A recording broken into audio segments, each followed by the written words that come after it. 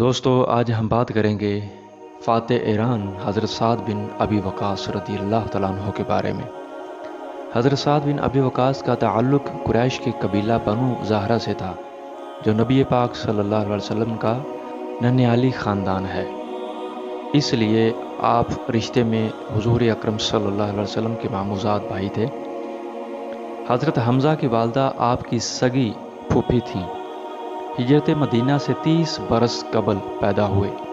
نزول وحی کے 7ویں روز حضرت ابوبکر صدیق رضی اللہ تعالیٰ عنہ کے ترغیب دلانے پر مشرف با اسلام ہوئے اور عمر بھر حضور صلی اللہ علیہ وسلم کے محافظے خصوصی کے فرائض انجام دیے۔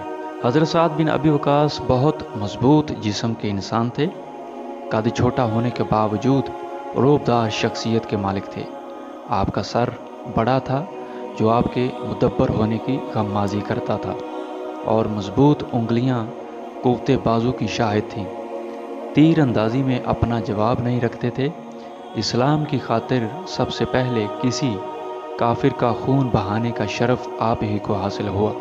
حضرت سعد بن ابی وقاص رضی اللہ تعالیٰ عنہ اور ان کا خاندان ذوق جہاد میں بہت ممتاز تھا۔ صلح حدیبیہ کے موقع پر بیعت رضوان میں شریک ہوئے۔ فتح مکہ کے موقع پر حضور صلی اللہ علیہ وسلم نے 3 صحابہ کو علمدار مقرر کیا، ان میں سے ایک سعد بن ابی وقاص بھی تھے۔ حجۃ الوداع کے موقع پر اتنے بیمار ہو گئے کہ صحت یابی کی امید نہ رہی۔ حضور صلی اللہ علیہ وسلم نے دعا فرمائی، چہرے اور شکم پر دست مبارک پھیرا اور آپ صحت یاب ہو گئے۔ حضرت عمر رضی اللہ تعالیٰ عنہ نے جن 6 افراد کو خلیفہ منتخب کرنے کا اختیار دیا تھا، ان میں حضرت سعد بن ابی وقاص رضی اللہ تعالیٰ عنہ بھی شامل تھے۔ سعد بن ابی وقاص ان لوگوں میں سے تھے جنہوں نے حضرت عثمان غنی رضی اللہ تعالیٰ عنہ کے خلاف ہر شورش پر قابو پانے کی کوشش کی، لیکن جب شہادت عثمان رضی اللہ تعالیٰ عنہ کا سانحہ رونما ہوا تو آپ نے حضرت علی رضی اللہ تعالیٰ عنہ کے ہاتھ پر بیعت کر لی۔